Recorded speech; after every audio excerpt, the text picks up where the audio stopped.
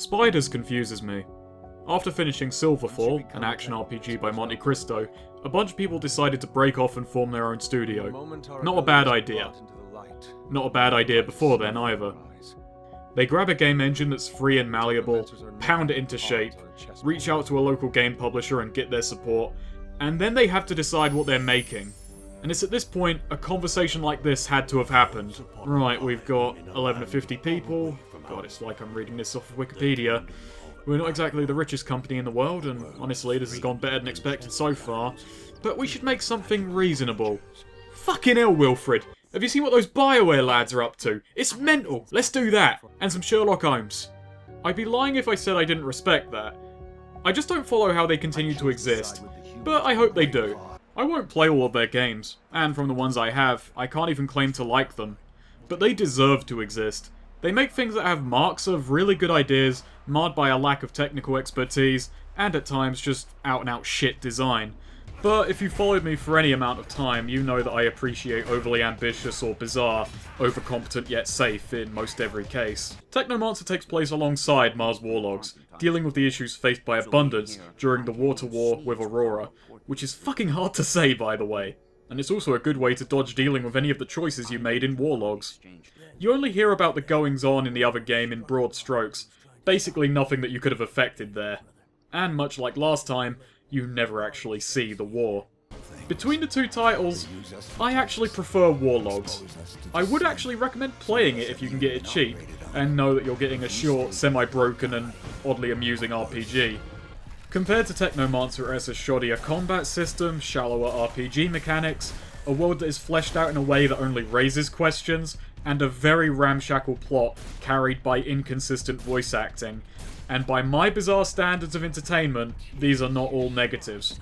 Technomancer right off the bat is far more competent and larger in scope than its predecessor, but unfortunately that just jumps it into far less interesting territory, going from charmingly bad to impressively average. And in some of their attempts to expand, they've succeeded in a way that only bogs things down. Bigger for the sake of bigger. It's really 2 steps forward, 1 step back, and occasionally shoots self in the foot. While I did beat Warlogs twice, I could only bring myself to clear Technomancer once, and this is only partly due to the game now taking 25 hours to complete as opposed to 8 to 10. Warlogs had slow moments, but at times it felt like it was sprinting towards a conclusion, hoping that you weren't questioning things all that much. Meanwhile, Technomancer takes its time. All the major players in the plot know you're not going to like the finale, so they're trying to bog you down enough so you won't feel like getting there. We have new missions. Bit of a welcome change from the big chases. You can definitely play one of these games without the other. Despite being in the same series on the same planet, they're worlds apart, save for some scattered references here and there. This review is much the same, but that said, I would recommend watching my Mars Warlogs review, since I'm more than a little biased towards it. That and I'll be comparing mechanics pretty often. You'll get a good image of this game regardless, since I'm going to spoil it inside and out. Anyway, for those of you who didn't watch the last review, here's a quick primer on the setting. At some point, humans went to Mars. It wasn't very nice, and they had no idea it was only going to get worse. The planet shifted on its axis, and this made the sun lethal. Contact with Earth got cut off, the colonists were left to their own devices, which they mostly forgot how to use, and then some people mutated, which was good for the non-mutants since it gave them something to be cunts towards, which people generally need to function. Also, some people somehow got electro powers. I think that happened before it went to shit, because it needs gloves, and the modern people of Mars don't know how to make anything. The fucking toaster is beyond them. So, we're in a period of scrounging. Colonist relics are considered both holy and scientific marvels. Meanwhile, the people are led by water guilds. There are 4, but only 2 have had any importance so far, if you can call them important to begin with. Technomancer opens by establishing Ophir, the Abundance capital, and the major parties at play, from the lowly slums and the criminal vory that terrorise it, up to the exchange where the government is seated, with their leader the Dowser at the top. We keep scrolling up and get to the Technomancers, and their position in society as scholars, religious figures, and a major part of the army. The lightning powers probably help with at least 2 out of 3 of these. Abundance is a police state, and while the war with Aurora is going poorly... Fucking Aurora, I hated saying that last review. Things aren't going much better on the home front. Rebellion and dissent are on the rise. we float up through the city and settle on our own personal blank slate, Technomancer. This time around we get some character customization, and by that I mean we have some faces, we can be his personal stylist, and choose his contact lenses. This sadly means I can't make him look like a complete tosser, only a partial one. We're ready for a busy day of mancing ahead. Today is our last mission before we're fully accepted as a member of the Order, so says Sean. Now, he's meant to be the same Sean from the first game, and I don't buy it, since here he's a patient Obi-Wan type who's concerned for Zack, and disillusioned with abundance, and believes Zack will only have a future causing and receiving hardship because of them. You know, so he definitely wouldn't end up running a prison camp and using his underlings as mindless sex thralls. Zack's mentor Scott comes along to establish his character. Scott, you came. Wouldn't miss it for the world. Sure, my memory isn't what it... But I remember to write things down on my calendar. I do sometimes forget where my calendar is. Anyway... And tell us there's crafting in the game. I recently acquired a batch of materials that can improve your gear. You picked some shit up off the floor, Scott. You forgot to get a proper present. Plus, this is a game in 2016. I knew it had crafting. Then we walk downstairs, and a random mechanic is talking about Sisyphus. I fix it, they break it again. I fix it, they break it worse. I'm a modern fucking Sisyphus tasked with pissing in the ocean. Making him the most well-read man on Mars. We step out into some optional combat tutorials. The combat has seen some expansion and a good deal of tightening up. Right off the bat, you could get away with a keyboard and mouse in Warlogs, but here a controller is strongly encouraged due to the use of special moves being bound to a shift function, and a far greater pace of combat. The biggest new feature is the introduction of a stance system. 3 different combat styles that can be swapped between mid-combat. The staff style belongs to the Technomancers, the mason shield that seems to be a mainstay of the army, and a knife-gun technique that's... not really in the rulebook.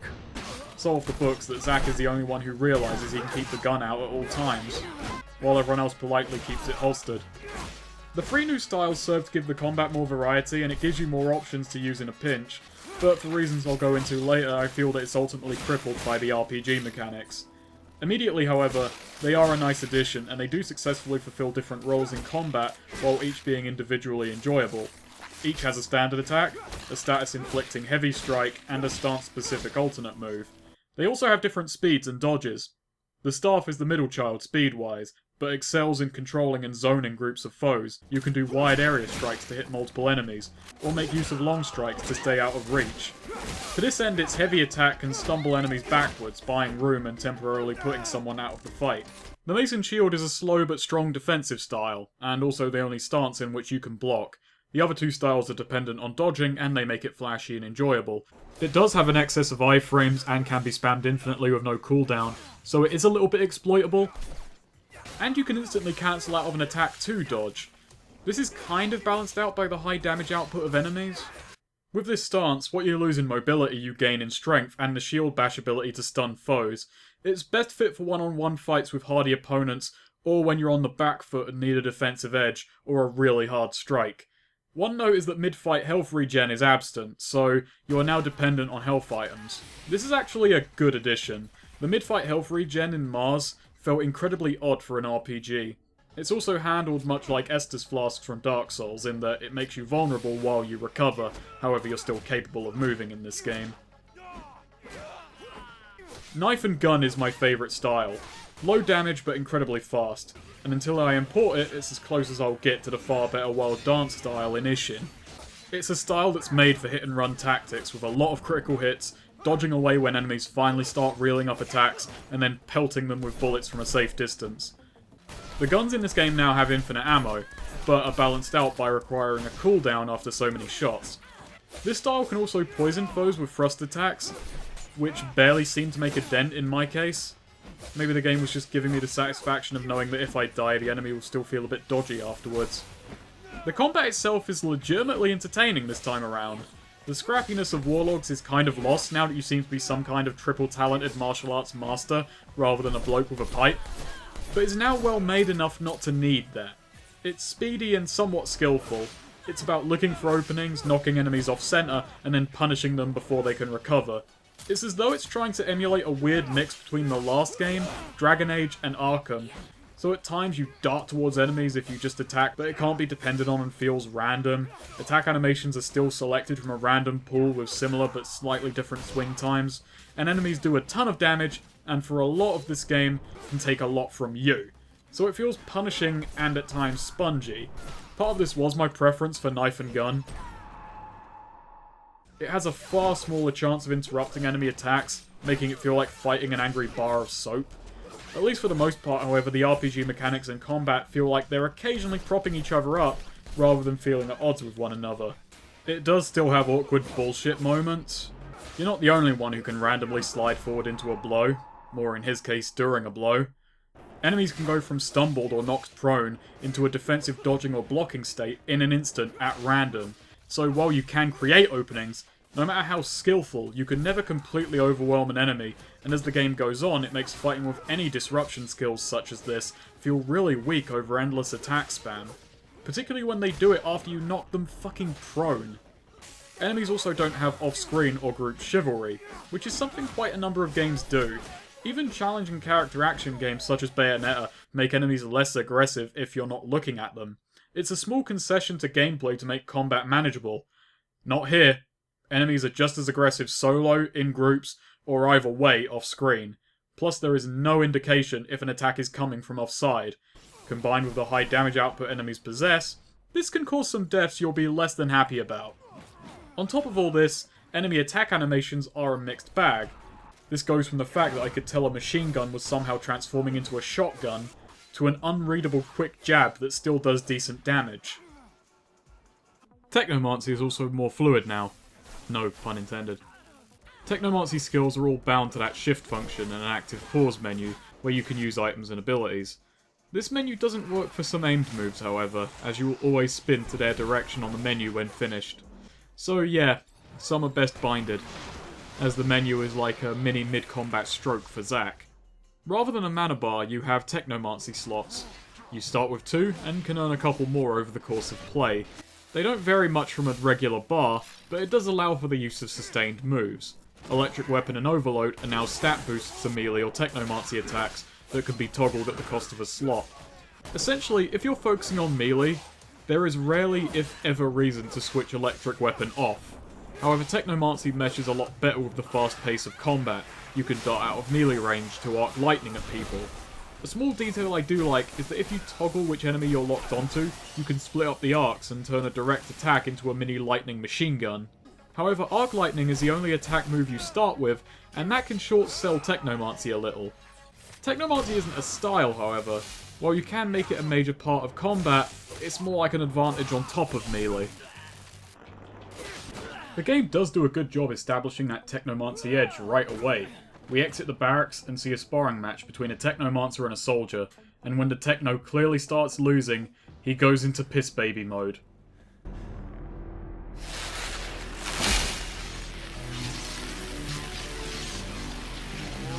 Oh shit. So, in the first 5 minutes, we've met the smartest man on Mars and the most relatable. We make our way outside, and we're further introduced to the police state we'll be serving sometime after lunch. Say hello to Mr. Rogue. Well, what do we have here? Road trash seems lost, don't it? You forget we don't want your kind around here, Trash. Move your sorry ass out of here before you find yourself bleeding from both ends. I'm sorry, I didn't.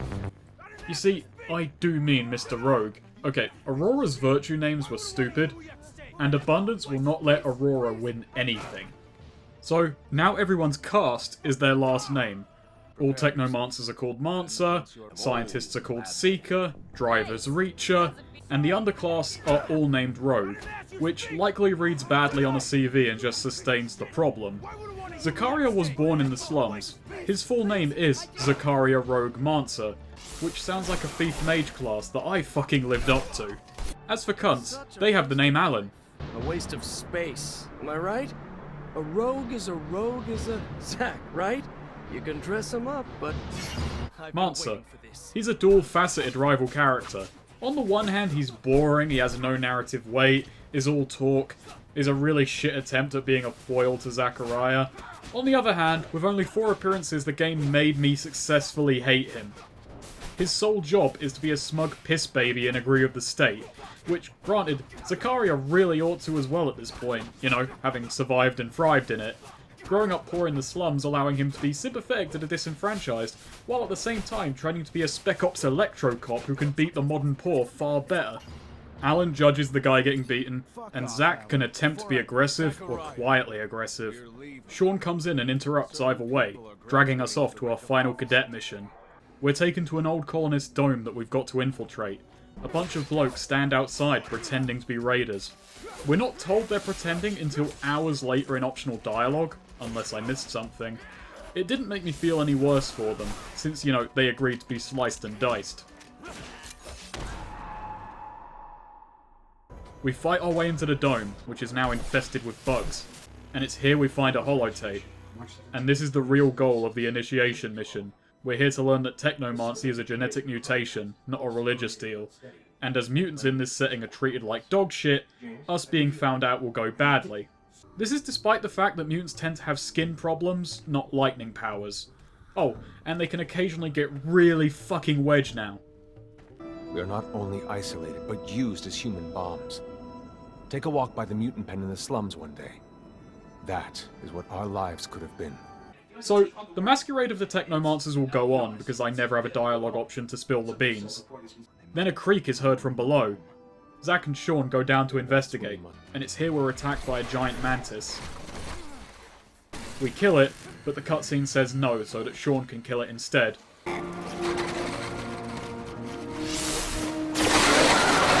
We awake.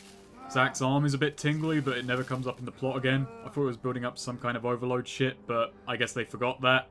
And we see that the dome has been wrecked. And we're off to Zach's initiation ceremony. It's worth noting that this section also serves as the stealth and looting tutorial. Both of these features, like the combat, have also seen improvement. The menus are better, even if the item section is awkward and fiddly. Looting is much faster. And enemies now drop not just craft items and money, but actual equipment. Say, Sean, we're big cheeses, right? Why do these randoms have clothes with better stats than us? Fuck it, I'm taking these threads, and you best believe I'm going to my initiation in these. Stealth is still something I didn't much bother with. The level design is better, there are more opportunities for stealth, and it doesn't funnel you into enemies as much. And upgrading stealth is not done at the cost of combat skills, as it's on a different tree. But for reasons I'll get into later, I still thought stealth would be something I upgraded that would cost me something more useful. It also now has an awful screen effect on it. My only explanation for this is that Zach is half closing his eyes in some sort of if I can't see them, they can't see me gambit. He is a Technomancer, so he might believe that works. We also don't kill defeated enemies by default. Instead, we can drain them for serum, the game's currency. This actually does kill them. Now, this is only done if you want to be evil, because throughout the whole game, I never did this and I was never hurting for money. I went through it doing a good karma run, and I never felt my karma was used in any way throughout the game. I could be wrong and have just not noticed it, but it honestly felt empty. Sean also explains that killing others is looked down upon due to the scarcity of life on Mars. We've still been given serum injectors, however, so it's probably just folk wisdom. Granted, you can now get serum from animals as well as humans, which you couldn't do in the first game. That makes the setting far less funny, but it does make more sense, so I'm not sure if I like it. As you drink the sap of the world, the water that feeds our lives, abandon the one you thought you were, and instead become our brother, Technomancer. And with that, we're a Technomancer. Hey lads, I guess now I'm on staff. Thanks to that, we're immediately given our first gig. We have to assist the military. And to that end, we're put with the police, given a couple of lackeys in the form of cynical Technomancer-hating shield man Alan Ward. Oh, I see, that's why he has a shield. Or that's why he has that name. And the long-range rifleman and annoyingly optimistic Jeffrey Hunter. Fucking Hunter. We're put under the command of Captain Eliza Major, who wanted to join the army from a young age, to become Major. Unfortunately, the army has no sense of humour, and they promoted her again to get out of that one. You know, there's a thing called nominative determinism. It's a hypothesis that we pick careers based on relation to our name. You know how we have old English names like Baker and such? I actually have two last names.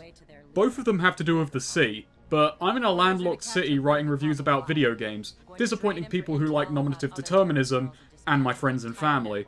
But, as said, Zakaria's full name is Zakaria Rogue Mancer, since he was born in the slums.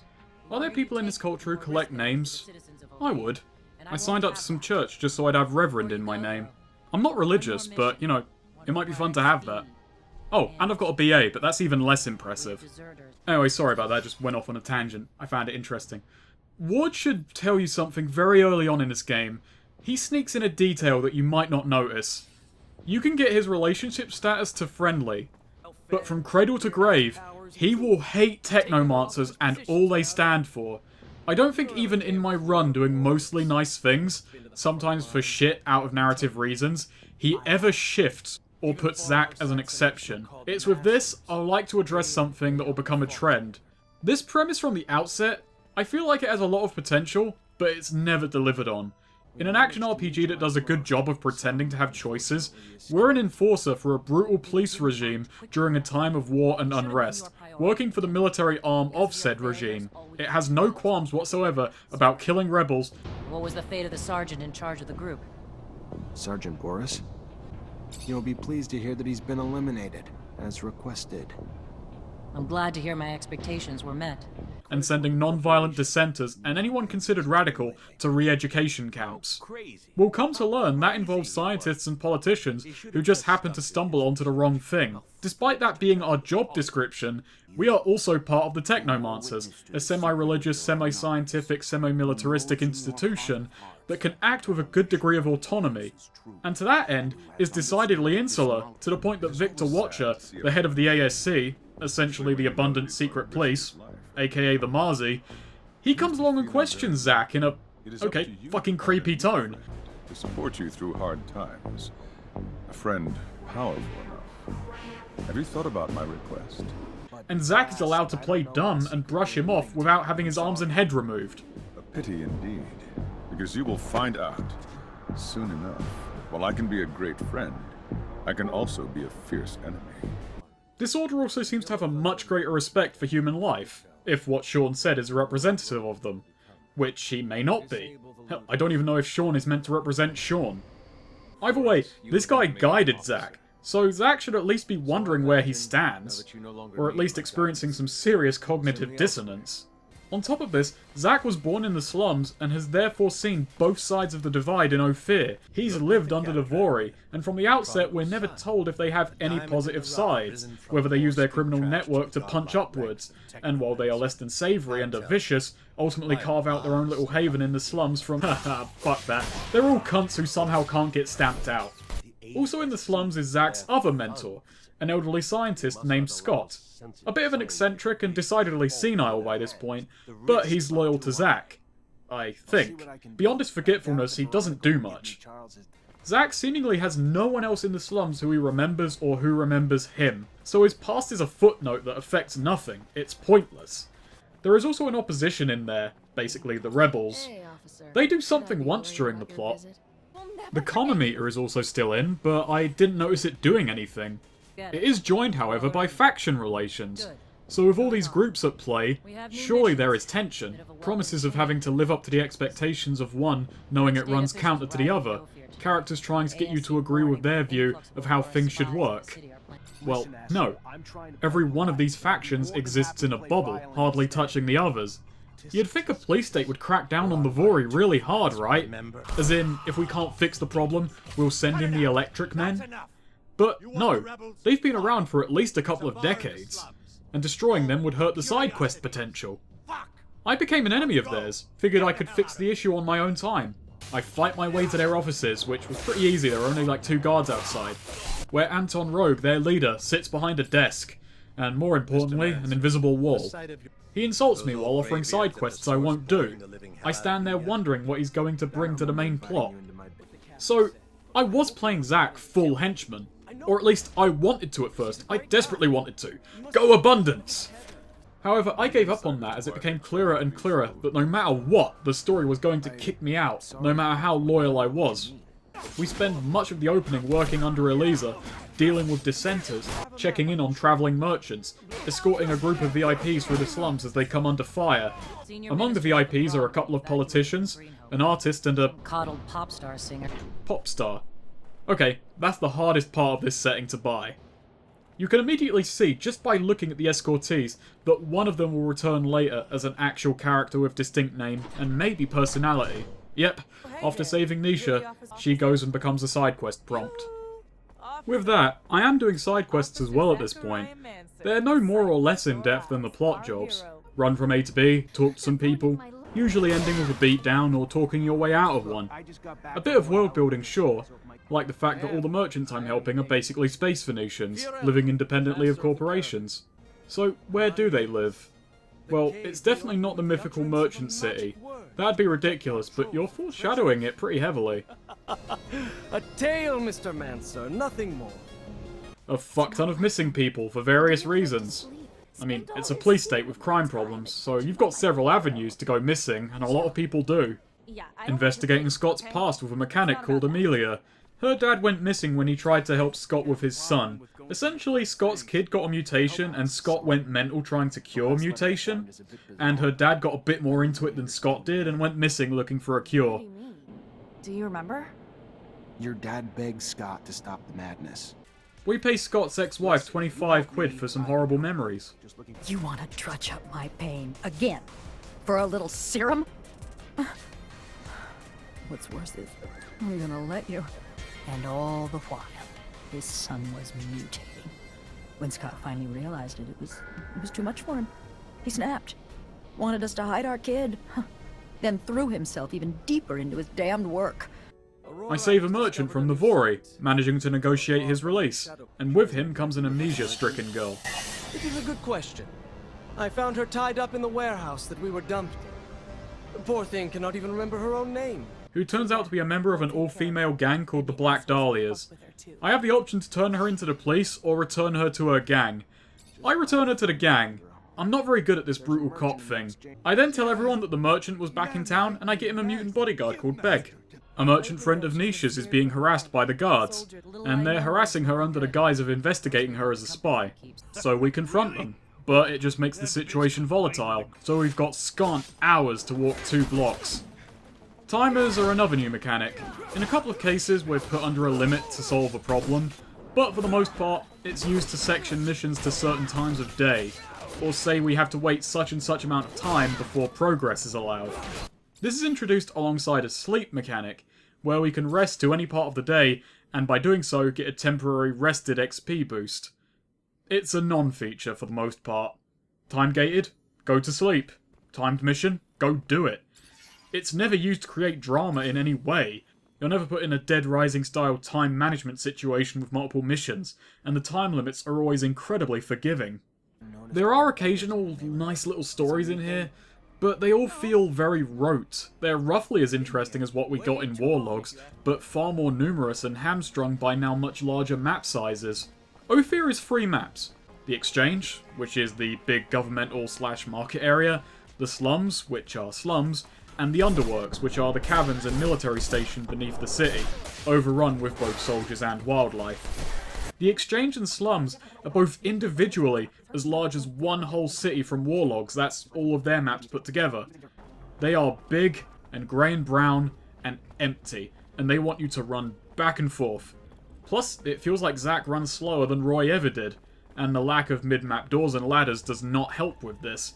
You will spend a lot of time just jogging back and forth through the same streets to talk to the next person, track down an item, or get into small scuffles. It very quickly wears thin, as traversal is not entertaining and the maps are rarely visually interesting.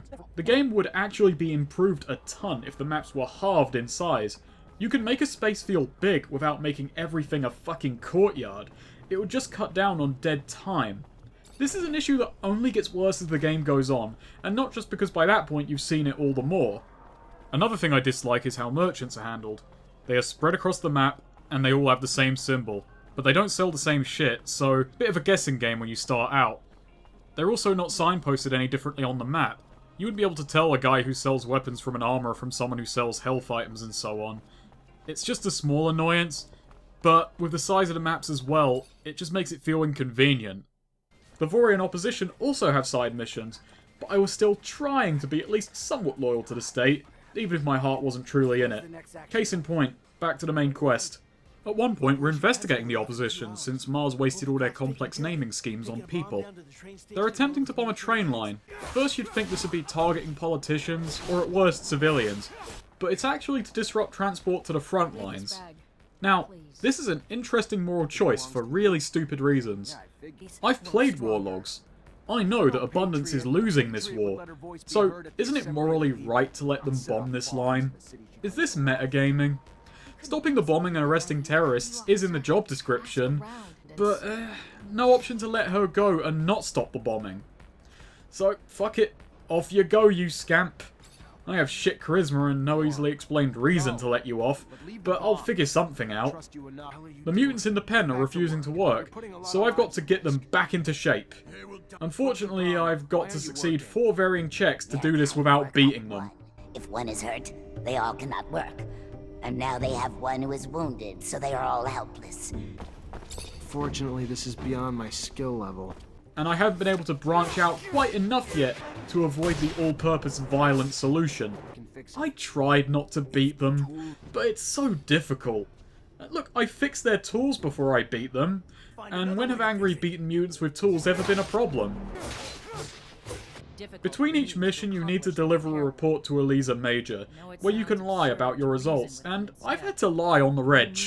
The leader of the opposition escaped, but, you know, she was quicker on her feet and the bomb was stopped, so it's not all bad, and some dissenters did get away earlier, but their leader Boris is definitely dead and gone. You'll be pleased to hear that he's been eliminated, as requested. I'm glad to hear my expectations were met. I did manage to justify beating the mutants. Couldn't escape that. But in this setting, that's very easy to justify. So, while the army has a ton of missions during this section, the Technomancers have about 1. You have to raid an Aurora dig site and nick a tablet they've found, as it may point to a beacon. You see, the grand goal of the Technomancers in all of this is to re-establish contact with Earth. It comes up a few times over the course of the plot in an, oh yeah, that sort of way. So it is by all means the secondary plot thread. Hey, that's bullshit. Why do these guys have staffs? That's our gimmick. You do also go to this dig site to blow up an Aurora tunnel into Abundance lands, but you can't report the tablet to Eliza, or the rest of the archaeological dig. This is also that something contrived can happen later. I knew you wouldn't let me down, Lieutenant. Find Ryan and get your pay. It was well earned. If there is an ASC spy amongst your ranks, he will not only know our secret, but eventually share it back to his master. Victor, that ASC bloke, resorts to having us followed, so we have to take time out of our busy schedule to break into Alan's locker and interrogate everyone. We discover 2 moles. This must be a pic of his parents. And his damn notes. Alan, who we have the option of killing or telling to run. It turns out Victor had his family threaten to get him to do this. I don't want your blood on my hands, David, but I can't let you keep doing what you're doing. So I'm just gonna tell you to get the hell out of Ophir and don't look back. Oh, would you look at that? David Ward is now friends with us. It's a shame we just kicked him out of the plot, and the game just dumped me at a bar on the other side of town. So I have to jog back across to get the other mole? Luckily, while we were running back, it seems that Jeff has found the other one. Any ideas how to figure out who it is? Hell yeah. I ain't no hunter for nothing, sir. And we managed to lure him into an ambush. Who the hell are you? Why are you following us? You got nowhere to run. You're surrounded. Fuck. Problem is, everything I've done has already been reported to Victor at this point, and therefore to Eliza. So all of my lies come tumbling down, particularly the dig site. What follows is a roller coaster of reputation.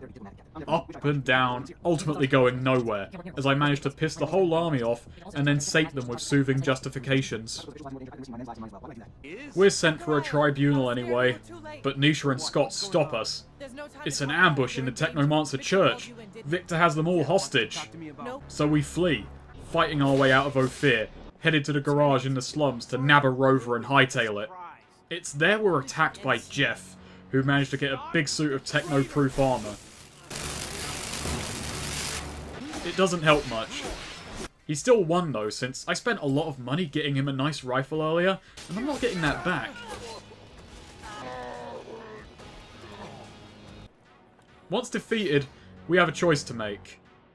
I spare him for reasons I can't adequately explain, We kidnap Amelia, the mechanic and driver, and sod off. I must say, busting out of that police state was pretty easy. An elderly scientist, a solo novice technomancer, and an artist who would actually turn out to be a spy pretty much brute forced it. It's not like it was for lack of trying. They threw at least 10 fights at them on the way out, all the way through the exchange in the slums, but I guess they couldn't stand to the trio. Nisha tells us to head for the mythical merchant city of Noctis, so we bugger off there, crashing in the canyons just miles from the gate. We rush our way there on foot before sunrise, in the one time the timer mechanic adds anything.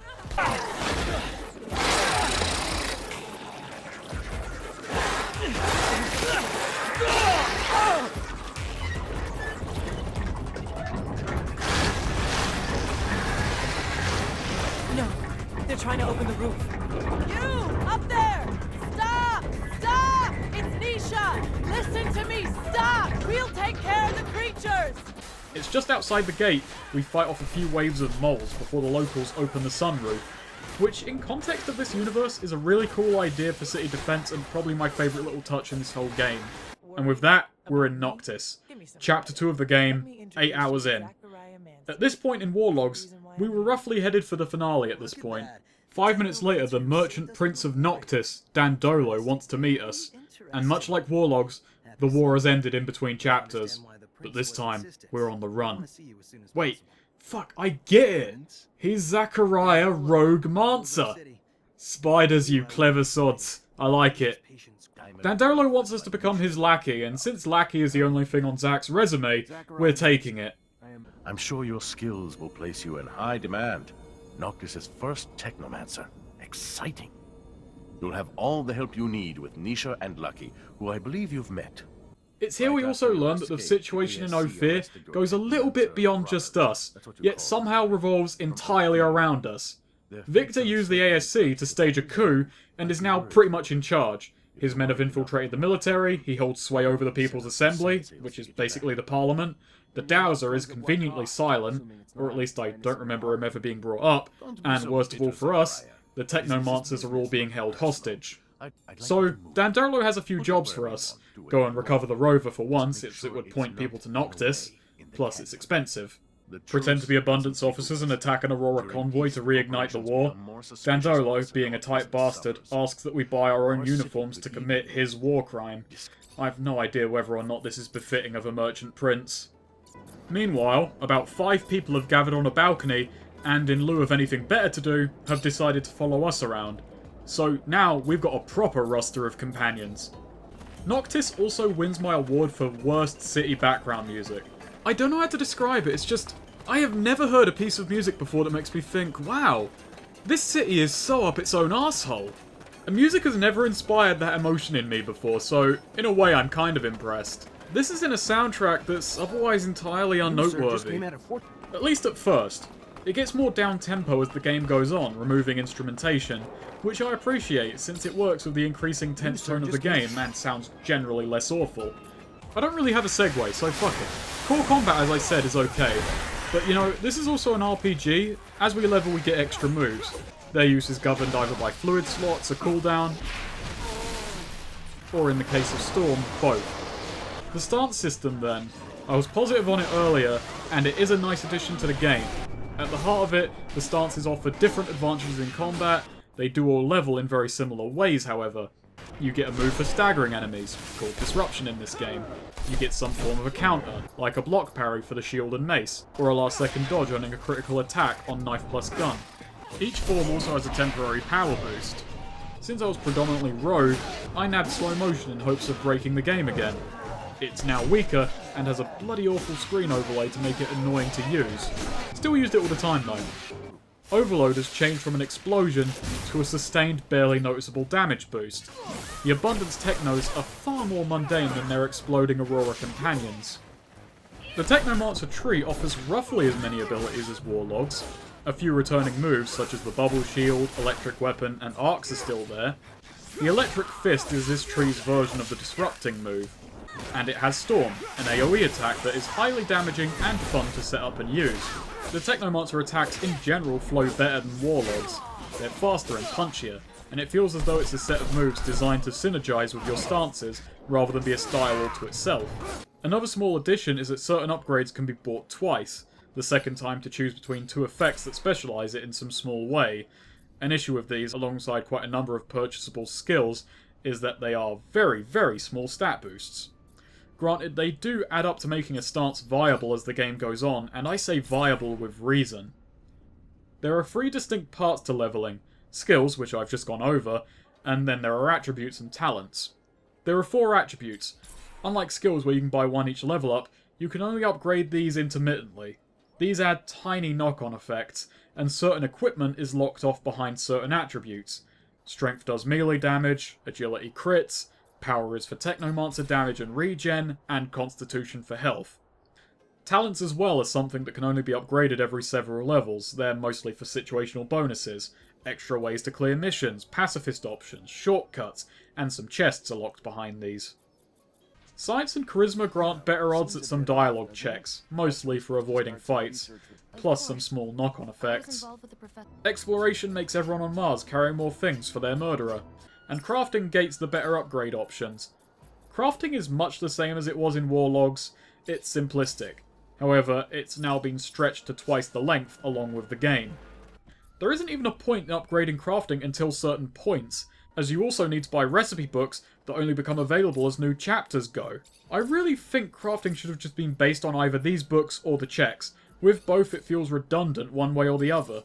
One thing Technomancer does outright better than its predecessor, however, is in equipment. In War Logs, it was only worth getting equipment with upgrade slots, since they'll just become leagues better than regular gear. Here, it's a bit more balanced out. Crafting differentiates clothing more, like my Technomancer coat. While it lacks in raw defense, it boosts fluid regen. My knife could become a crit machine, or get a small damage boost. There is enough gear here as well, that if you wanted to play Wasteland dress-up, Technomancer has you covered. Also, now that enemies drop actual gear, and you can recycle that into more crafting components, I feel a bit more free to experiment with the early upgrades. Whereas in War Logs, I only ever spent them on top tier stuff and hoarded craft components. As for stealth, well, that won't get annoying, will it? I'll pass. While you can only upgrade them every so often, I always felt lacking one way or another. Talents are not so bad. Some clothes grant +1s to them, and with each only having 3 tiers, that's a pretty big jump. Plus, companions, if they like you, will grant a further bonus to a certain attribute, so you can use them as skill bitches if needed. Charisma is a lark, however. It's a flat percentile check to succeed or fail. Every tier just adds a +25% to your check. Even when maxed out, there are some situations with a quarter chance of failure, and the game immediately autosaves after these checks. Not a problem if you're saving often and just want to save scum, which I didn't. I did want to in one case, however, where after hours of companion side quests, digging into Scott's past, getting him out of danger, trying to track down his missing kid, we're talking in a shack in Chapter 3, and I fail a charisma check. And that's it. Whole side quest failed. A story built up over the whole game crumbles. No alternate path to clearing it. And well, I would reload, but my last manual save was half an hour ago. So, sorry Scott, we're going to clear this game with your personal demons intact. Still, at least the combat benefits from new skills. Disrupting moves to open up foes for punishment or to control crowds, corralling enemies into storms or using companions as bait to line them up. The basic lightning arc has that nice little effect where if locked on, you can split the burst between multiple enemies to divvy up the pain. Two of my favourite features of the combat, and what kept me entertained for most of the game, came in the form of critical dodging. I mean, a guaranteed crit may feel a little needless, considering this stance crits at least 5 times a second, but you know, I kinda like knowing I earned at least one of them. And a later lightning arc upgrade that leaves charges on the ground where enemies were shocked. I love risk-reward elements in brawlers, from Witch Time in Bayonetta to the difficulty slider of God Hand, and the charge meter in Aces Wild. Crit dodging is a bit like a shit version of Witch Time. Last second dodges score critical hits and a moment of slow motion. Everything in this game can crit, including stealth attacks. Critical misfire! The ground charges from Arc Lightning are an interesting case. Arc Lightning's advantage is being a decently damaging ranged option, but you are limited by a low number of charges. With ground charges, you can quickly regain lost fluid, but you have to go and get it, which is typically towards other enemies, increasing risk. It's a good way of giving more options in combat. Enemy variety has also taken a bit of an upswing. Humanity, for instance, has figured out there's more than lead pipes, shields, and rifles. I mean, there are some sticklers who still swear by them, but hey, they're better than before. Riflemen can now bullshit their rifles into shotguns and automatics. People with shields have become the most annoying fuckers on the planet. Technomancers over here like staffs, but they still really aren't making me buy that they're much better than the average person with a gun. Especially as the guns over here are pretty damn good. Human enemies are also generally pretty enjoyable to fight due to the game's enhanced pace, and the fact that different weapon types fight differently and they're mixed and matched. I do dislike that human boss fights are just regular enemies capable of killing you in 2 hits, however. That's just lazy. The wildlife is also a bit more varied this time around. The moles make a return, now more shit than humanity. There are burrowing bugs that are easy. Then they burrow underground in the hope that you leave. Electric bugs that exist to be annoying to fight. They use AoE attacks that you can't stand in to ward off melee attackers, and they're so small that the fiddly gun's auto-aim won't hit them all the time. Plus, they're electric bugs, so of course they're immune to Technomancer attacks. They're not so bad once you take out their leader, but they are the enemy I hate the most, because besides humans, they are the most regular enemy. And unlike people, they're very dull. I'm not a fan. Ostriches. They're perhaps one of the least used and most fiddly enemies. Their attacks are fast, damaging, and awkwardly telegraphed. And some people ride them. Not enough people ride them. Then there are gorillas and toads. They serve as wildlife mini-bosses. Decently challenging, but each of them has a tiny move pool which makes them dull damage sponges after you fight them a couple of times. There are a few even less noteworthy foes, such as locusts and floating gas octopuses. The enemy roster is varied enough to delay repetition, but it does not hold forever, especially as enemies respawn on the maps you have to traverse repeatedly, which really does bog things down. The weapon selection is also greater this time around, about 5 or so pieces of gear for most weapon types, and that is including the fact that shields, maces, pistols and knives don't come as sets. So you can go for high damage, disruption, criticals, or a variety of other factors, and mix and match them when it comes to rogue and guardian styles. It does allow for more depth in each stance. Navigating the gear menu is a little bit fiddly, however. It looks nicer than Warlogs, but it really isn't any sleeker. This game's difficulty curve is weird. It's more like a difficulty canyon. The first half hour is a piece of piss, then it ratchets it up to brutal for a few hours. Enemies do insane damage, you do none, you have barely any recovery items, you don't crit often, rarely disrupt enemies, your companions are as helpful as innocents, and you don't have any special moves. Even the enemy's fast attacks or dodge counters do a hefty chunk of damage. Early on, when I was trying to be a good puppet for the state, I was sent on a mission to arrest the dissenter named Boris, and a few of his mates. I tried. I fought them over and over again.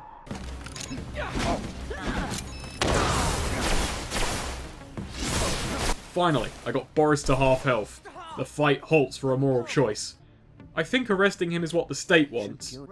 But he's not going to let himself get taken in. The fight resumes.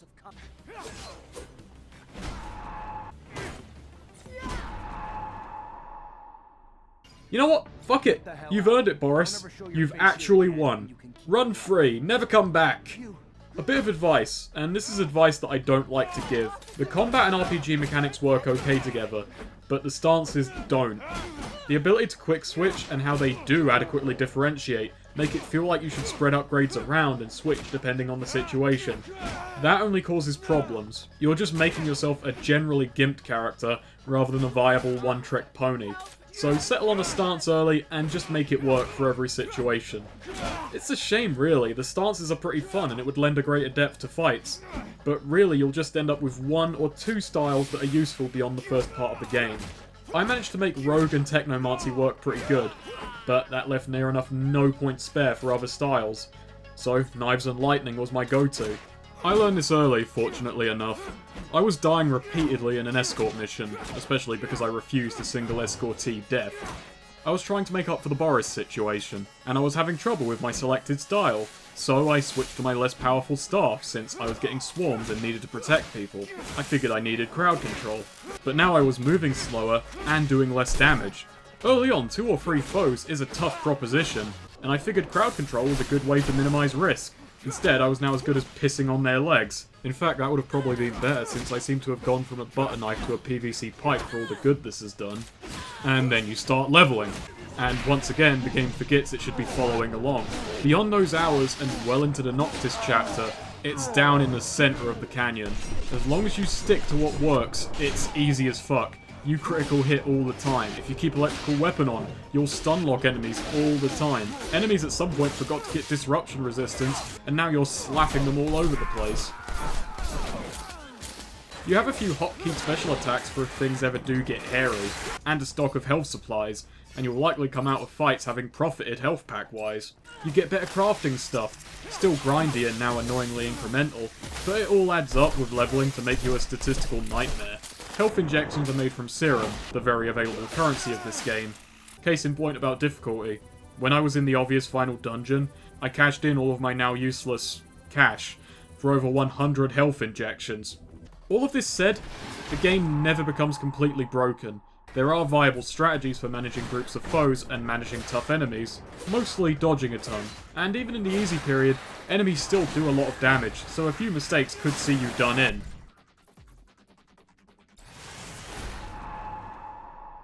However, to set apart how easy this game gets, your companions are capable of KOing things, which is unprecedented. Get fucked! This is Lucky. He joins us in Noctis, but was born in Abundance and trained to be a Technomancer, until he lost his arm in an accident and fled to become a techno merchant. However, he has lost his powers, and is a bit hung up on the whole ordeal. So, here is a one-armed man delivering a knockout blow to an enemy. Granted, he has mastered Invisible Shield style. Do you feel that innocence? You're being upstaged by the one-armed guy. So the companions are generally a bit more involved. They're still separated from the actual plot by a crowbar. Save for Jeffrey and Alan Ward, but we lose them during Chapter 1 due to the... oh yeah, the plot. Yeah, these lot are being cautious. Still, they do comment and chat about it from a safe distance.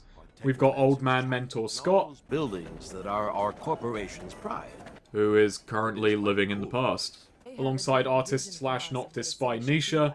With those two, we kidnapped our third companion Amelia, who is annoyed but decides to stick around pretty easily.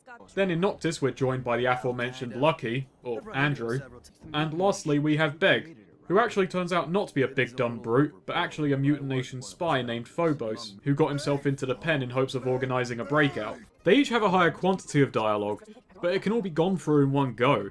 You can exhaust them with all possible lore on your first meeting, and in exchange, they'll start throwing their own side quest lines at you. I have the parts for the prosthesis. Now I have the parts, but what will I do with them without a quiet place to work, Zachariah? My favourite was Lucky's, in that we turn him into an electric shooting cyborg. You actually make a 2.0 version of one of your companions.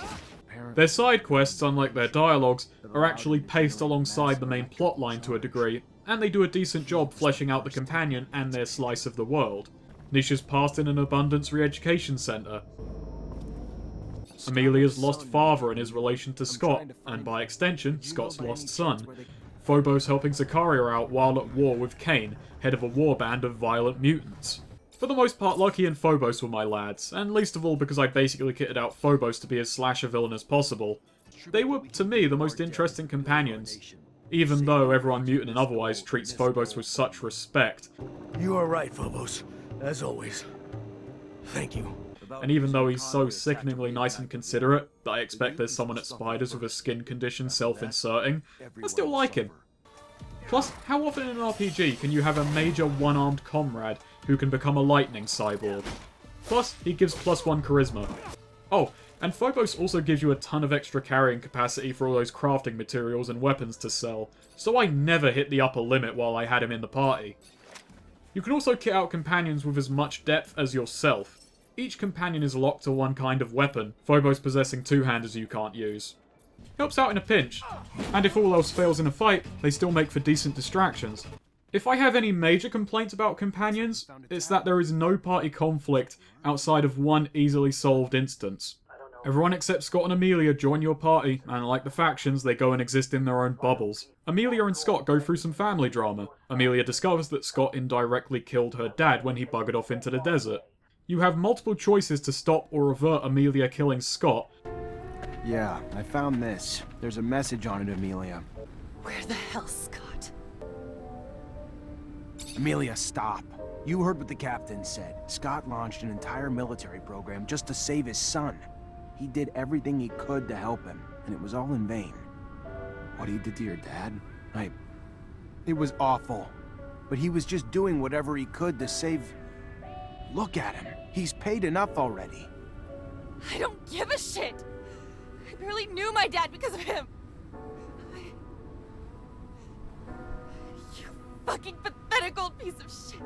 And then next scene, the two are back to talking like old buddies. When really, they should fucking despise one another. This relates to my earlier issue once again.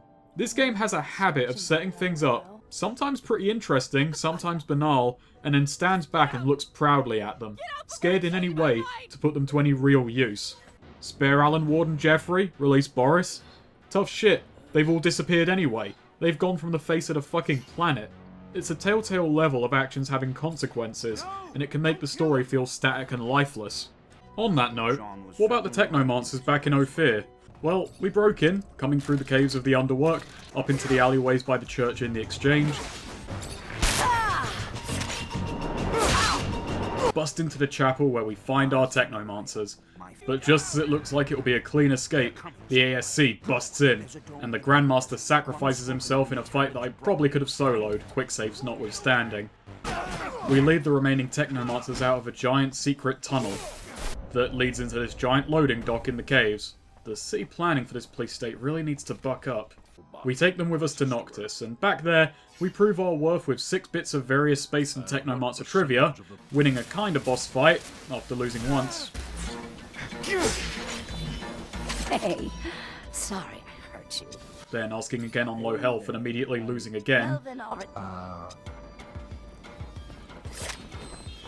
Hey.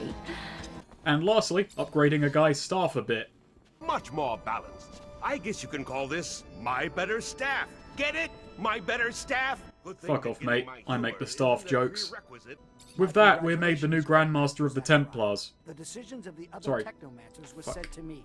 Though I wish we could We're made the new Grandmaster of the Technomancers. Pretty impressive, right? And I'm not talking about becoming Zachariah Roguemancer Pope. That was a piece of piss. I mean smashing the state, breaking into Ophir and returning unscathed. Would be impressive, only I've broken into Ophir several times already.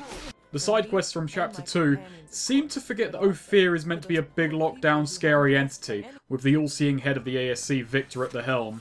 In fact, the side quests completely undermine it as we waltz into Ophir on the reg to do some shopping, beat up some soldiers and steal their pants to be sold back in Noctis, and of course, to learn that every single person on the planet has some grievance in Ophir that Zachariah can go and fix, as we are sent back over and over again. If you are going to play through Technomancer, do not do every side mission you see when Chapter 2 rolls around. You will burn out as you go through this segment of cave time after time to re-enter Ophir proper. The Ophir chapter did have a nasty habit of sending you back and forth in its missions and side missions. However, at that point it was contained to one city. Chapter 2 will see you bouncing between Noctis and Ophir, each city only having one point of entry when travelled to. And in Ophir, that means this cave network loaded with respawning enemies, which are not hard, but they are terribly dull. Especially after you've fought them 10 times already, yet the ecosystem remains, and since I'm not killing guards, they pick themselves up, dust themselves off, and get new pants for next time. You also can't go through doors or climb ladders in combat mode, so some of these fights are unskippable. I honestly grew to despise Ophir over the course of this game. Nearly Noctis too. Technomancer claims a 40-hour length. I clocked in at about 25, but it definitely feels longer, so there's no telling if they fooled themselves. Just check your playtime, lads. This comes down to how it spaces its objectives out. While some missions have instance locations, for the most part it uses its free hub worlds, and stretches out the length by putting point A and B as far apart as they can. This is a problem that goes on into the third chapter, whereupon the third and final hub is introduced. The best part is, plot-wise, I haven't even fixed the rover yet, so I've been hoofing it back and forth across the desert. Dandolo lent us sand sails to save the Technomancers, but would he do that for side quests? I mean, he made us buy jackets to carry out his mission. I can't imagine him lending them out for a milk run. People are getting sick! What's making them sick? Is it something they ate? It is something they ate! They're all eating the community soup! There's poison in the community soup! Who poisoned the community soup? The preacher's son? He made them sick so he could cure them so everyone would like his dad? Well, fucking knock it off! That's pretty much every side quest. Replace the people you talk to, the object of the quest, and the combatants in the finale fight. Sometimes you fetch things, sometimes you talk, sometimes you fight in several rounds of a gladiatorial pit in an Ophir slum bar's back room. I like this side quest. Doesn't muck around. Wait, where the fuck did you get Technomancers? I don't even work for Abundance anymore, but I have to report this. So, the thing is, I actually do like some of the meat of the side quests. Some of the stories are alright. That Community Soup one is one of my favourites. It's just, that's also one of the smallest, most concentrated quests. You don't have to run about so much. And that's the problem I have with them. They stretch them so thin. I can't figure out Dandolo. Neither the game or me knows whether he's a dick. I mean, he is. He did want us to reignite the war between Aurora and Abundance, which I didn't in an unexplainable burst of bizarre decision-making on the part of Zakaria. To prove we did the job, we have to return with Aurora uniforms. Dandolo tells us to don Abundance officer uniforms, kill those at the convoy, and so return with their uniforms. What happens is we arrive at the convoy, I have Zack explain the situation, and he ends up talking them into giving us uniforms. Our backer wanted us to bring back your uniforms to prove we accomplished the mission. We turn up in Noctis and tell Dandolo that we didn't kill them. Here's the uniforms. That was naive, Zachariah. Yeah, but not in the way you think. We also recover the rover from outside town, and Amelia sets about repairing it. You're a brave man to come back here, Mr. Mancer. Most of Dandolo's missions are spent dealing with potential infiltrators, mainly coming from the Vori, who are sneaking into town and causing problems. Since Anton Rogue is a dumb idiot who doesn't immediately hold the location of the mythical secret Merchant City hostage, they just fuck with things like the power cables instead. So, naturally we investigate the Vori, and in another bit of near Jake Conway levels of lateral thinking, Zack finds the Vori messing with the wind turbines, and decides to infiltrate them by actually beating up city guards unannounced and then sabotaging the turbines himself. Rather than, you know, finding the ringleader by beating up this guy. We go pummel the ringleader, then go to Ophir to confront Anton. He tries to buy us into ignoring his presence, and since he's invincible, we can't beat him up and turn him down, just the latter. He then reveals that the fucking ASC have also infiltrated Noctis, and it's at this point I wonder how this city was ever a secret, because the only reasonable explanation remaining is indifference. I mean, sure, it is the nicest place going, but it is dominated by merchants, who like money. They tend to deal in money. And thus, they can be easily bought, or if you're cheap, threatened. Also, since they've infiltrated Noctis, doesn't it mean it's already a little too late? Luckily it isn't, since that would make the plot complicated. Instead, the ASC spies are going to sit about, thumbs firmly up their asses, drinking the now clean community soup. Something I like is that since I've repaired the rover, we get little post-mission chats. The first time's about how nostalgic it was to see Ophir for the first time in ages, while Zakaria sits concerned about the group dementia taking hold, probably spread by Scott. These chats are otherwise nice additions. They show the team develop, come to realise that leaving Abundance was for the best. It's one of the few things that make it feel like a journey is actually taking place. So, back in Noctis, we tell Dandolo the news. Vori's out, but the ASC's in. And he brushes us off. Dandolo, mate, I think you misheard. ASC. Secret Police. More powerful and possibly smarter than Vori. No, he's way too calm about this. And my immediate response is, alright, another betrayal is coming within 5 hours. So, Zakaria mounts his own investigation to root out the ASC. In one of the 2 times we use our position as Grandmaster, we ask the Technomancers to investigate potential spies. Meanwhile, we wander into Ophir again and talk to Eliza Major. Here we learn that the ASC have infiltrated nearly every level of government, even replacing the standing army with ASC members. How big is the ASC exactly? Then again, I haven't actually killed anyone with the 30+ knife wounds.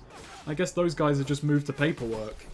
Okay, second time's the charm. Stopped the caravan, tortured and killed its merchants, but he didn't kill them before they told him where Noctis is. And from what she heard, your city's about to be overrun by ASC. That doesn't quite... Okay, he's buying it, we can act on this. Returned. Strange. Knew we couldn't hide forever. We could try, but... knew the ASC snakes would slither in at some point. Thank you for the heads up. I'll be sure to send a little something to my client in thanks, too. Am I missing something? Wait, I just what? told you the ASC's found their way into Noctis with a stolen caravan, and you don't even seem to care. You are missing nothing, Zachariah. I do not give in to paranoia easily without evidence. What just Provide happened? me with evidence that there... Well, he instead needs us to beat up bandits harassing his merchants. And it's there we learn Victor was having merchants kidnapped, tortured, and replaced by disguised ASC men. And that's the very easy way he figured out where Noctis was at. So, third time's the charm, right? Ah, fuck it, we'll give Dandolo some time to dig his own grave. What have the Technomancers got on? Still looking for Earth, it seems. And we've got another dig site to investigate. This time we arrive, hot on the heels of... Alan! Oh, poor Abundance. They get one loyal Technomancer and it's in. So, we beat him up just before he nabs the tablet we're after, and then... Did I skip a cutscene? Hang on, let's reload. I don't want to miss... Huh, okay. So, Alan is defeated. He slowly jogs out as he's spoken about right behind his back. It's good suspense, actually. Considering this game's track record, I have no idea if I'll ever see him again. So, we've got an ancient tablet. Unfortunately, it's written in this old colonist language that only the Grandmaster knew. So we break into an Abundance re-education camp and bust out an Auroran Technomancer. Patience. That's his name, not what you need. The Aurorans seem to be smarter than us in general. Dandolo gives him a shack in town and he gets to work translating. Also, where's Scott? Oh, he buggered off. Alright then, maybe he'll be back, maybe he won't. Wait, Patience got kidnapped as well? Looks like Patience is gone. Judging by the mess, I doubt he left willingly. However, our Technomancers have figured out who the spies are, so we go out to find them. Fucking... Okay, pretty forthcoming spies. So, a beatdown ensues, and then we go and tell Dandolo that the spies got tired of waiting. And then, at long last, the man sees the light. He's finally concerned, or at least is pretending to be. Either way, Dandolo pieces together that Zack is what's leading the ASC here, and he begins working on a plan to get us out of this city and somewhere safe. Or so he says. Alright, just spilling the beans here, yeah. Dandolo was not brushing off Zack as a lead-up to another betrayal. He honestly believed that while the Vori could find Noctis, the secret police of a major world power would be stumped. But then again, considering Victor, the man has a point. Dandolo contacts the Aurora Technomancers, a local sports team turned religious institute, and arranges a meeting that will see Zack and his lads join Aurora. I hope he didn't mention Patience, or at least said we were a pretty good replacement, if a bit less bookish. Yet at the meeting there's an Abundance ambush. Dandolo yells that we're one fight from freedom, and he sprints off to cheer from the sidelines, which is a wise move, as this is the fight which moves us to the other side of the difficulty canyon. Not as hard as the opening, but someone realised this game should probably be scaling with us. I actually die a couple of times, I was caught by surprise. And this scaling isn't just for missions either. Hub enemies too. The Soldiers of Abundance have got anti-Technomancer gear, better weapons, and they can rarely if ever be stumbled now. Generally, everything's gotten slower because of this. After the scrap, Dandolo reveals that clairvoyance he clearly possesses when he reveals that he knew Abundance would attack, and were instead being sent to Mutant Valley, with a warning not to stir up any trouble, so Abundance thinks we've actually headed to Aurora. It's at Mutant Valley we meet Scum. He's a bloke from the first game that you have forgotten about. It seems that after his prison break where he slowly beat a man to death, he became the voice of the mutants, preaching a message of peaceful coexistence. I think it's at this point he realised that was his calling.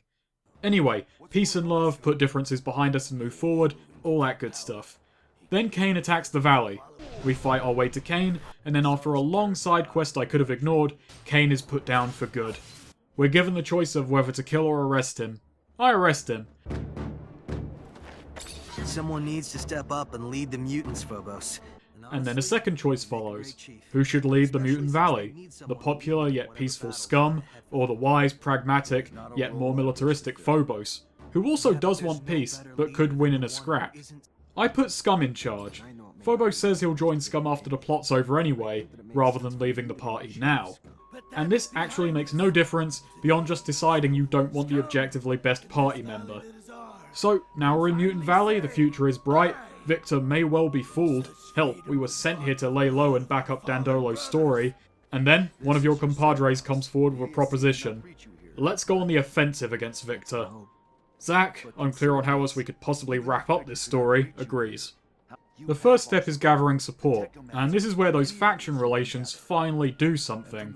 Plus, some groups will only work with others, so we can't get a military Vori opposition alliance for the "fuck who's on now" ending.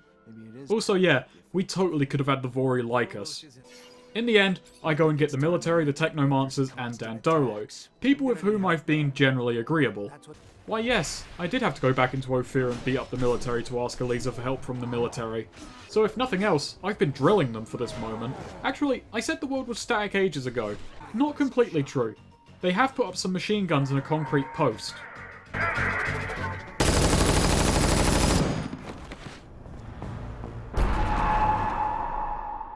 So, allies assembled. Next we need the support of the People's Assembly to depose Victor. That does actually raise questions about the day-to-day operation of this police state, but I'm not going to ask any of them. Granted, Victor has kidnapped some of their loved ones over the years and pushed things this way. So, a lot of this segment is spent running around Ophir, and if you're a stubborn fool like I am, side quests will be taking you back to Noctis and helping out around Mutant Valley as well, fixing their wells, arming and sparring with the militia. At some point finding Scott in the desert being tortured by Alan, who leaves before killing the guy. Seems that Scott was trying to flee back to Abundance. They don't want him either, so we have to take him back. As I said, the other end of the difficulty canyon has been reached. The guards of Ophir are still coming back, and they've got new toys. The animals have evolved some more chitin, and a lot of the difficulty is just the same enemies but now more stubborn. More health and higher disruption resistance all around, which if you're playing as the fast rogue I am, means you are hitting them with a fly swatter. You can still stumble enemies with certain moves like Storm or Explosive Shot, but essentially, combat is just a ton slower, since you can't interrupt enemy attacks normally anymore and they just hit through them. So a lot of options you had before are now completely ineffective, and by all rights, this game has just become Zack and crew fight the Fridge Men of Mars. So by this point, I will admit, I was beating this game purely to see how it ended. I had fun here and there in some fights, but by and large the moment-to-moment gameplay had long since grown boring. The promise of collapsing Victor's reputation did actually sound fun though, so I wanted to see how that went. I'm also curious, I rag on the side quests, you know, how far they make you go, how back and forth they are, but I do wonder if I'm fortunate that I did them. I mean, I have decent stats, good gear that I've upgraded with crafting materials I found lying around or actually had to buy because the top tier of them are harder to fucking find than this bloody beacon the Technos want. Yet, I am still having to wail on quite a number of enemies, and I still take a lot of damage, and that's been true throughout. God, I really hope this review captures how dragged out this game feels. So, you need to do 5 of the offered missions to have a good, comprehensive case against Victor. So, it's a story beat that I'm enjoying, and I'm sad to say, of course it's dashed at the end. But for what it is, it's a cool idea. Having done a ton of side missions, they reincorporate people from them back into the plot here in small ways, coming forward to offer their dirt on Victor. The Black Dahlia street girls were hired to sleep with and spy on ASC members. And in an example of bureaucracy even I'm impressed with, there was someone hired to log ASC prostitute usage. So let's just nick that tablet. That's the most entertaining one, by the by. Other than that, it's pointing out to Eliza how Abundance really just lost to a country filled with people named things like Purity Jones and Thriftiness Frank. Because while they had Technomancers, Victor had all of his under church arrest because of his incomprehensible hatred for the blandest one of them. We go and jailbreak an assembly member's son that Victor had kidnapped. Can't you see I'm happy here? The ASC is my new family. Get out. You know what, kid? Stay down here. Things are way more stupid upstairs. Anyway, that cuts off the source of blackmail. This isn't all of it, just the more interesting ones. You only have to do 5, but I did all of the ones I was offered. I think it was about 7. I thought it would lead to a bigger payoff. All I got in the end was a few seconds of Victor looking sad in a dark room, while people off screen yelled at him. Two-faced bastard! Cut out his tongue! Bumbling fool! Throw him in with the mutants! That's it. I don't know, that might have been the bigger payoff. Either way, Victor is done? Question mark? Well, that'll just have to sit, I suppose. We find a tortured patient inside the dome from the start of the game. He had translated the tablet, and it points to a working beacon at the South Pole. And worst of all, he has already told Victor. So we nab some coats from Abundance, and mod the rover for cold weather. And with that, we set off for the poles. Huh. New creatures. Ridiculously easy. Huh. ASC. likewise, less so. It's here that Alan Mancer has learned the truth about the Technomancers. He's not dealing with the revelation that he's a mutant all that well. You are a mutant, Alan. Shut up! Not another word! Okay, then you jumpity upstart fuck. You're the worst rival character I've ever seen, and I'm gonna give you one last embarrassment. Oh. Fuck, that one's on me. So we stab him a few times, you know, let the pressure out. His final showdown sorted. One detail I love about this final showdown is that Alan is standing in a small dome off to the side of the main route. Completely optional. You can leave your final rival confrontation here, never noticing him, just leaving him with his existential crisis, alone and uncut. After that, we fight our way towards the centre of the facility, defeating ASC all the way, and we come to a semicircle. Feeling a bit cheeky, I try and sneak through it. Zachariah Mancer. Wait, shit! Victor! And I'm in the thick of them!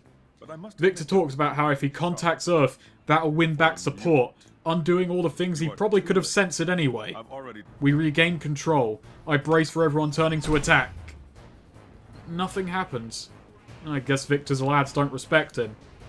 So, even under grenade fire, I sneak past a fucking semicircle.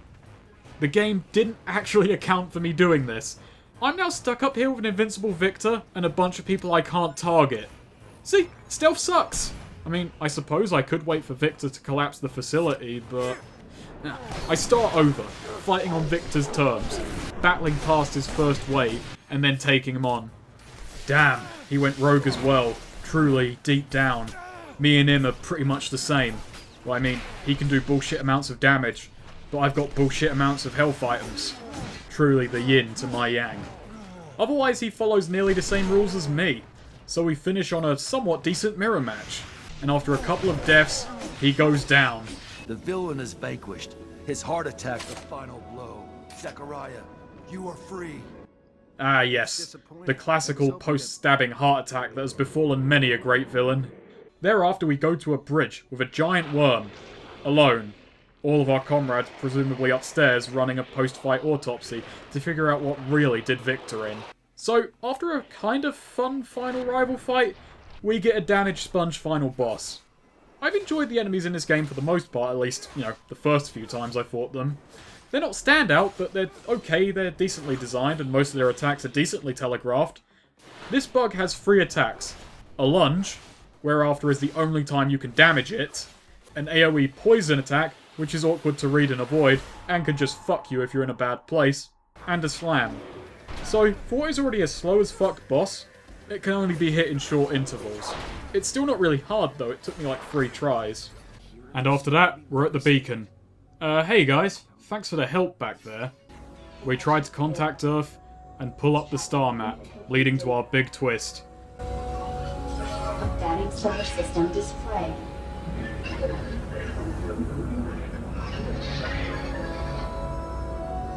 Earth was destroyed, leaving the future of the human race pretty buggered. The game quickly throws out some ending choices so we can end off feeling like we've learned or gotten anything out of this, and they're a little awkwardly handled. It goes like this. Conceal the truth about Technomancers and Earth, and go back to Abundance to re-establish the Technomancer Order with Zach at the helm. Reveal the destruction of Earth and return to Noctis, keeping the Technomancer mutation secret. Or reveal all and head to Mutant Valley. I can kind of follow the logic here, but really this should have been split into 2 ending choices. How much you reveal and where you go from there. Revealing both truths and going to Abundance, it would be a bit dangerous, but it would force things to change. Revealing nothing and heading for Mutant Valley would be the opposite. Victor is gone, but the status quo is maintained, and each shade in between is covered. This is where the game ends, and all that's left are some slides, so it's not too much work to incorporate this. I went with Mutant Valley, as the plight of the mutants felt like the only story thread that was going anywhere. They're a slave race who have found a hidden spot and are trying to find their feet, figure out how to move forward. And this was entirely relegated to side quests. If I could have revealed both truths and gone somewhere, it would have been to Noctis, you know, because it's generally a nice city. And the point was made in the plot that while prejudices exist here, mutants are officially treated as equals. so this is a viable course of action. What's even better is, the game lets you ask your companions their opinions, but because they are all roughly neutral good characters, it's a rally of tell the truth. I at least came to respect Scott for saying to just return to abundance and forget all of this happened, you know, as he likely already has. Either way, off to Mutant Valley. I don't really want to live here. Relatively pretty though it may be compared to the rest of the game, and it has less slowdown as well. But I did it because this is the only way to shake things up. The ending slides reflect some of the decisions made, and spill the beans on how at times you really had no control. No matter what happened, Victor was always going to discredit me. At the end of this review, I have a very hard time recommending the Technomancer. I had my fun with it, but you would have to really like sci-fi RPGs and have been starved of every other option, or be incredibly patient, or be like me and enjoy janky oddities. Its combat is good for its genre, but while this is an unfair comparison, it doesn't have a bead on things like Metal Gear Rising, so if you want good combat, go and play a Platinum game. Go and play near enough any other character action game. It is enjoyable and challenging, but it's also marred by a lot of repetition that makes it lose its luster before the game is over. Plus, the game is unoptimized as all fuck. I've got a decent computer, but I had to crank options down and run it in 720p, and even then I would stutter, rarely if ever hitting 60 FPS. This was particularly bad in Noctis, as it's also processing Dandolo's obliviousness. The world is interesting, sure, there are a lot of competing parties at play and plenty of possible directions to take things, but it's let down by a story that's only interested to tell you how things are, and maybe occasionally move a piece here and there, never delivering on anything promising. Lots of story beats feel half-finished because of this. The setup of being an officer in a brutal regime, Eliza's job report, becoming the new master of the Technomancers, gathering support of the Assembly, and building an alliance against Victor. It feels like there is a war stopped short here. This series always hints at its biggest goings-on, but never delivers any of them. Warlogs was an entertaining oddity. Its relatively short length made it end before you realise nothing worked. Technomancer wants to have an epic scale. It's double the length, but not half as entertaining. The story is slowed down by endless objectives placed miles apart. The giant maps are sparse and traversing them is boring, and especially late in the game, where enemies become more present. This game is too big for its own good, and worst of all, it doesn't feel like it's ever going anywhere.